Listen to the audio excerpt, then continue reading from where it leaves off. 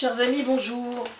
Aujourd'hui, c'est toujours le même cadre, hein, je suis désolée, mais je ne peux pas vraiment faire autrement, donc je fais avec. Aujourd'hui, je vais vous parler d'humour.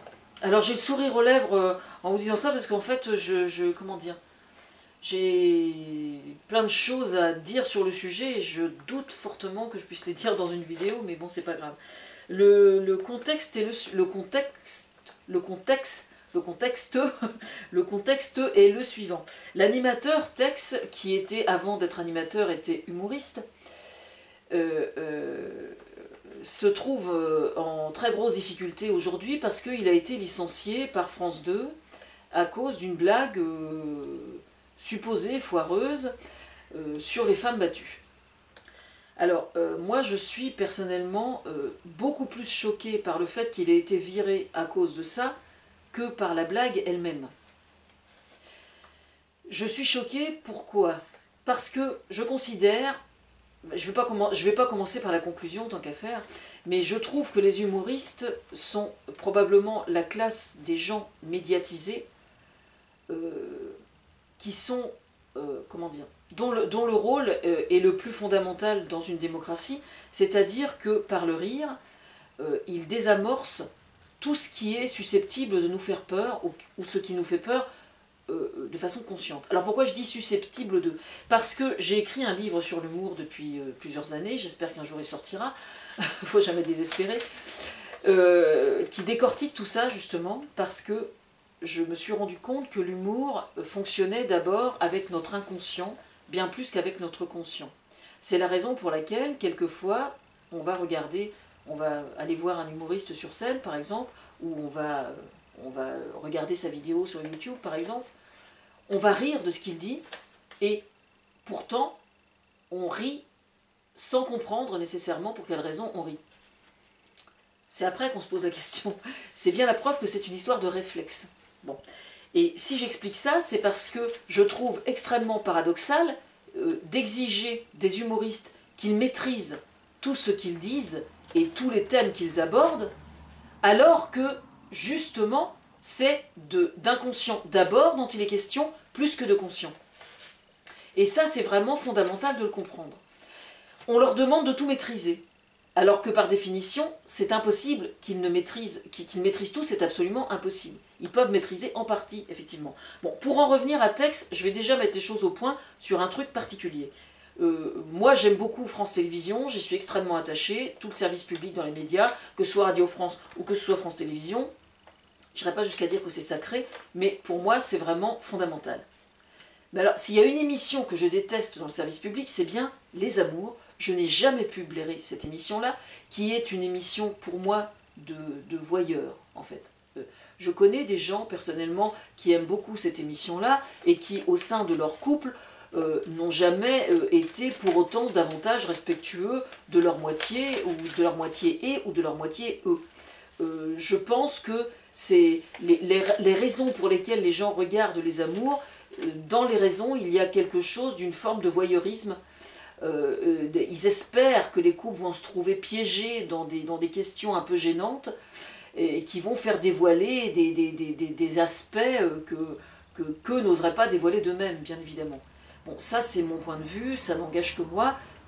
Donc ma conclusion en fait serait plutôt de constater qu'on s'en prend à Tex, qu'on s'en prend à Tex alors que c'est son émission qui est de la merde et ça n'est pas lui en particulier.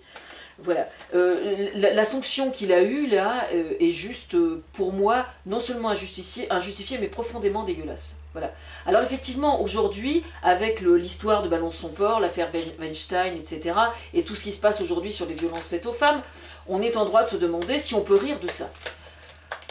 Autant je suis parfaitement attachée à défendre cette cause-là et je pense vraiment faire beaucoup dans le domaine.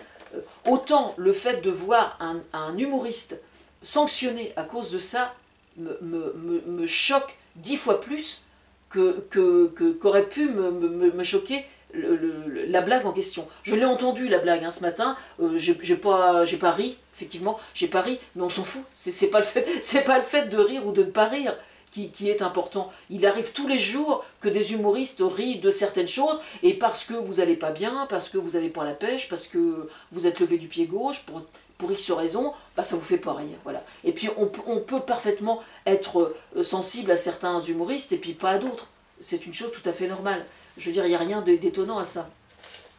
Mais ce que je trouve extrêmement inquiétant, c'est qu'il y a une dérive, et ça n'est pas uniquement lié à ça, hein, mais il y a une dérive depuis plusieurs années dans le milieu des humoristes, où certains d'entre eux, justement, s'attaquent à certains faits de société et à certaines causes, et il se trouve toujours une association en question qui va leur faire un procès, et qui, du coup, génère une forme de rétention ou d'autocensure des autres humoristes ou de l'humoriste lui-même, qui effectivement n'a pas toujours, comme on dit vulgairement, les rognons couverts pour payer les avocats.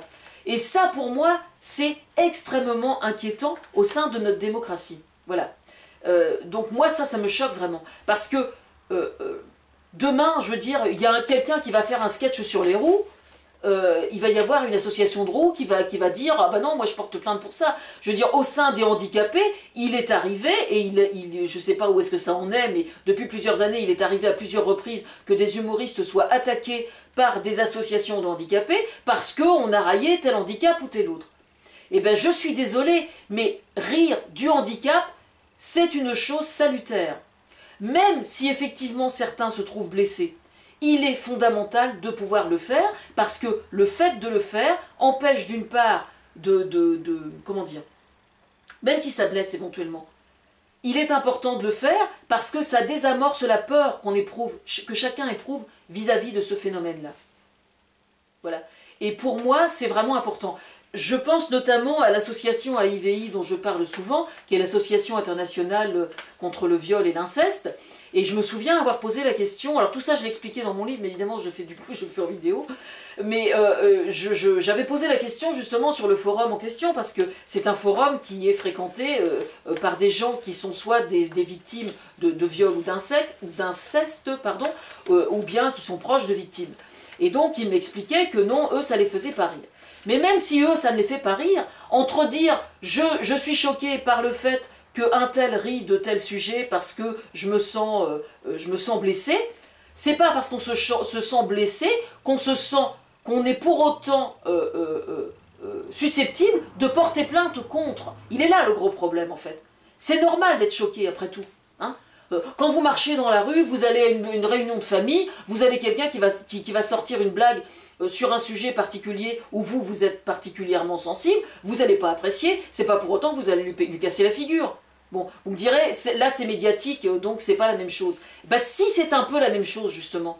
Parce que c'est une forme d'intolérance que de vouloir intenter un procès systématiquement à un humoriste sous prétexte qu'il ait fait une blague sur telle catégorie de gens. Alors à ce moment-là, on peut plus se moquer d'un cul-de-jatte, on peut plus se moquer des cul-de-jatte, on peut plus se moquer des handicapés, on peut plus se moquer de telle catégorie ou de telle autre, on peut plus se moquer on peut plus se moquer des politiques parce qu'il paraît que ça les décrédibilise.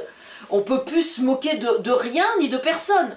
Et ça, c'est juste d'une extrême gravité. Je pèse mes mots, d'une extrême gravité. Alors, pour résoudre ce problème-là, moi, j'avais proposé qu'au sein... Parce que le gros problème aussi, c'est que ces affaires-là qui forment des procès qui, à mon avis, n'ont pas lieu d'être, à de rares exceptions près, parce que ça peut arriver que ce le soit aussi. Hein, bon. Moi, ce que j'avais proposé, c'était que les jurés d'assises, donc qui sont eux convoqués selon un certain protocole, aient aussi pour fonction, pendant la durée de leur je sais pas comment on dit, c'est pas un mandat, mais pendant la durée de leur intervention, donc qui dure pendant plusieurs mois, si j'ai bien compris, qu'ils aient entre les mains justement ces dossiers-là, et qu'ils débattent si la plainte mérite d'être reçue ou pas par un juge. Et je pense que ce serait vraiment souhaitable de le faire. Parce qu'évidemment, si vous posez la question, par exemple, si on se moque de telle catégorie de handicapés, bon, admettons qu'une association de handicapés porte plainte contre tel humoriste. Évidemment, si vous posez la question au sein de l'association de handicapés, vous allez avoir peut-être 80 ou 90 personnes qui vont vous dire « Ah bah oui, mais moi je pense que oui, il faut déposer plainte. » Bon. Mais si vous posez la question à un échantillonnage de la population française qui soit donc pas particulièrement concernée par ce fait-là, ils vont avoir un œil complètement différent. Voilà. Et très probablement, ils vont estimer que ça n'est pas nécessaire de porter plainte. Bon, mais je prends là le cas justement d'une association de handicapés qui aurait porté plainte contre, ou qui a porté plainte contre un certain humoriste. Mais il en va de même, par exemple, pour un politique qui porte plainte parce qu'elle s'est fait traiter de connasse, par exemple. C'est la même chose. La notion même de diffamation, c'est quelque chose d'extrêmement subjectif dans la façon de percevoir aussi. Et je pense personnellement que les procureurs de la République, par les temps qui courent, ont peut-être d'autres chats à fouetter aussi que de voir des plaintes déposées pour des raisons qui, à mon avis, bien souvent ne sont pas recevables. On ne peut pas attendre des humoristes qu'ils traitent de sujets extrêmement sensibles et, d'une certaine façon, retirent le capuchon de la cocotte minute afin que ça n'explose pas, et puis parallèlement exiger d'eux qu'ils aient une maîtrise totale et absolue sur les thèmes qu'ils abordent pendant leur spectacle ou pendant leurs émissions d'humour. Voilà quel est mon point de vue. Bon, et je pense que mon point de vue est relativement juste. Je subodore qu'il est relativement juste. Voilà.